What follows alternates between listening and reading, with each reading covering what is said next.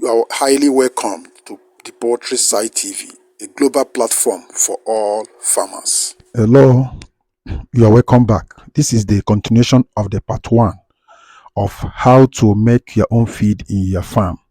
The equipment you need to make your own feed in your farm. In part 1, we explained few of the equipment if you want to go in for personal feed production.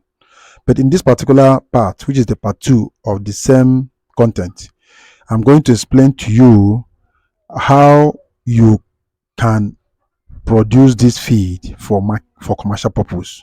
That is the necessary equipment you need to add to the initial ones in part 1 to market this feed, to make it more of industrial than personal. In this particular video, please make sure you watch this video till the end. That is the only way you can get this. This is a complete course. It's not a usual course you can see anyhow. Please watch the video from the beginning till the end. Follow it step by step. That's the only way you can get the complete content. Right now on the screen, what you are seeing here is the ingredients that is used. This is the fish meal. This is the local fish meal. This is the fish carcasses. This is what we call the lysine. We call them micronutrients. This is the bone meal here. The bone meal, these are crushed ones. It has been crushed by the hammer mill. After crushing it, it turns to powder in powder form. Because they are micronutrients, they don't need to be consumed in bulk because of the digestive system of the birds. This is the yellow corn. You can see it. What you are seeing on the screen now are the ingredients used in producing the livestock feed. This is a corn flour after crushing it to powder level. The cassava flour, have the corn flour, we have the fish meal, both the dried fish, and we have the powdered ones, the one that have been crushed also. Then we have the soya bean, we have the groundnut cake meal, soya bean meal, both this is the soya cake, this is the cake, this is the GNC here. You can see the GNC, that is groundnut cake. This one is after removing the oil. The oil have been used for groundnut oil.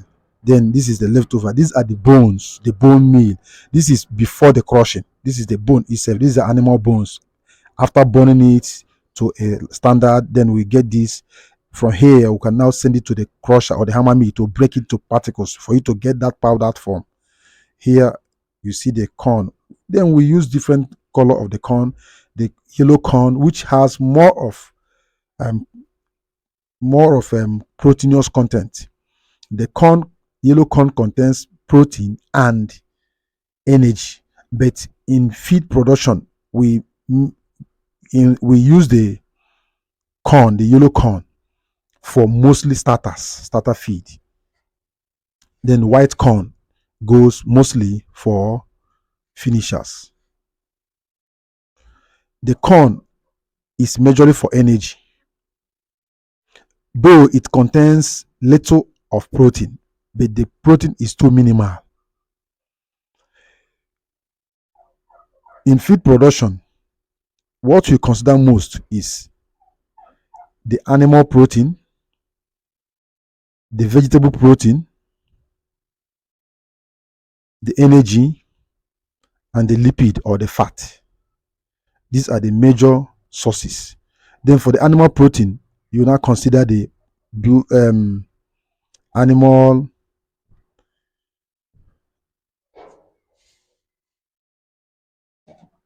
I don't know how to call that name because of the platform we belong. They don't hear that red fluid in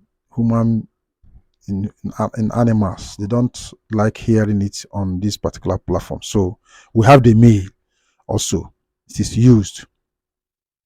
That red fluid that keeps them alive. We have the meal also. Then we have the fish meal.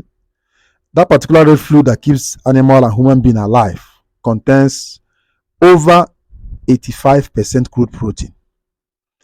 While the imported fish meal is about 80% crude protein. The local fish, we have the 65% crude protein, we have the 45% crude protein as well. So depending on the one you use, depending on the formula you use, that is what determines the particular, either you use foreign or you use the local one. This is the equipment we mentioned yesterday. We have the hammer mill here. Now let me use the same opportunity now to give you all the equipment you need, assuming you want to go in for commercial feed production. Some of you may even start gradually for your own animal consumption. After that, you will now proceed to industrial feed production. So let me give you more of the equipment you need, assuming you want to expand your feed mill. You have the cooler. The cooler is used to drop the temperature of the feed. It makes the feed dry and remove the moisture content of the feed. That's the work of the cooler. The cooler cools down the hot pellet produced by the pellet mill.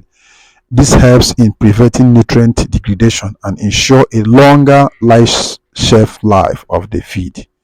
Then we have the screener or the sieve. The screener or the sieve. As they are, I will be showing them one of them at least as they are coming up on the screen. I'll show you. You see them. I will writing them on the screen. You see their names and what they do.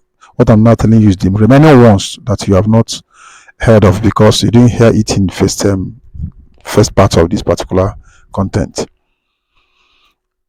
The sieve or the screener removes fines and unwanted particles from the finished pellets, ensuring a consistent and high quality feed product. It removes the dust so that it will not be too dusty. Remember that this dust causes respiratory infections. It blocks the nostril of the livestock animals, at the same time make it impossible for them to breathe, and are thereby causing respiratory infection or respiratory blockage. So the work of the sieve is to reduce the dust content of that particular feed. Then we have the bucket elevator or the conveyor system. This is if you are going in for industrial feed production. The conveyor is the equipment that transports raw materials and finished products between different processing units, making the production process more efficient. The work is just like a robot that moves items from one place to another. Instead of human being to be moving them from the crusher, it takes it to the mixer. From the mixer, it takes it to the pelletizer, and from the pelletizer, it takes it to the cooler or the dryer, and for the dryer, it takes it to the cooler. That's how it moves. It is a motor that does that work instead of human being to be moving them. But what you're seeing here is mostly on manual. So I will still show you the automatic equipment. It's still on this particular video. Keep watching. Don't skip any portion of this video. It is very interesting and it's not a common video you see on social media. Then the next one is the storage bin or the silos. This is where you keep all the materials and finished feed in bulk. This ensures a continuous supply of ingredients and allow for economies of scale in production. Then the bagging. The bagging, remember that in the bagging, if you are going for commercial, it must be sealed. We have the sealer that seal the mouth of the bags. It's used in packaging finished feed into bags for distribution and sales. Then we have the weighing equipment, that is the scale.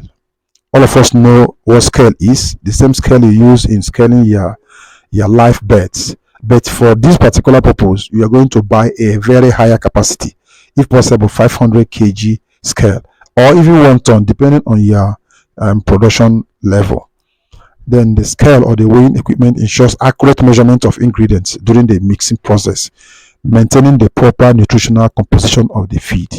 You make sure that you get accurate measurement, because feed formulation has to do with numbers. You don't mix it because a formula, it must balance. If it's not balanced, the animal will have deficiencies in their nutrient or nutritional consumption. Then the next one is the dust collection system. It collects and removes dust generating from the production process, creating a healthier and safe working environment. This is installed in the factory. Then we have control or quality control. The quality control includes the moisture tester, the particle size analyzer, and the other tools to monitor and control the quality of the feed throughout the processing or production process. Then we have the generator seat. The generator seat is the powerhouse, which is what the first second of this particular video I showed you. The powerhouse, that the generator. You must have a very sound generator seat that will be able to carry all this equipment. All these equipment you are seeing here are very powerful because they are electric motors. They are controlled by electric motors that work at a very high speed per second. Some is even 3,500 rounds per second to tell you the speed at which this machine functions. Because of noise policy of this particular community we belong to, I would have allowed some of the sound. You see the background sound of these machines, the kind of sound they produce. In fact, the sound will not even allow me to be able to analyze this content for you. The sound is too high, it's too heavy that you will not even understand. You will not even hear my own voice. That's why I silence most of this. These machines are in operation. They are in operation, but the sound will not allow you to get to what I'm saying here. That's why I silence it. Then you have the laboratory equipment. Then that is to check the routine testing of the raw materials and finished feed to ensure they meet nutritional standard and regulatory requirements. Then you must transport this feed from one location to another. You need a transportation system that transports raw materials. Even the raw materials itself, you need to buy the raw materials from the suppliers or the farmers. You need to transport these raw materials to the feed mill and deliver finished products to the customers as well. They will have safety equipment that must be installed in your factory. This includes the fire extinguisher, the first aid kit, the safety signs to ensure safe working environment for the workers. All these are all needed for you to get a standard feed meal. But it is not all that necessary if you are going for your own personal feed meal. So before starting, it is very important to conduct thorough research, follow the local regulations, and consider consulting with experts to design a facility that meets the specific needs of your farm and complies with industrial standards. Please make sure you share this video. Make sure you share this video. Thank you for watching. What you're seeing here now is industrial pelletizer. This is complete pelletizer. It's not extruder. The other one I showed you was both pelletizer and extruder. This one is only pelletizes. You can see the screw that squeeze these raw materials to form a very solid and formidable unit. These are the, you can see this. This is the hole where they comes out from. Share the video. Then if you have any question concerning this topic or any other topic in livestock and poultry in general, both the principle, both the management, the administration, the health, the operation, everything concerning poultry, please drop your question on the comment section. I will answer them. And at the same time, I can still use them to create a very interesting topic that will benefit you and other farmers. Thank you. Till I come with another interesting topic. Don't move away. Bye.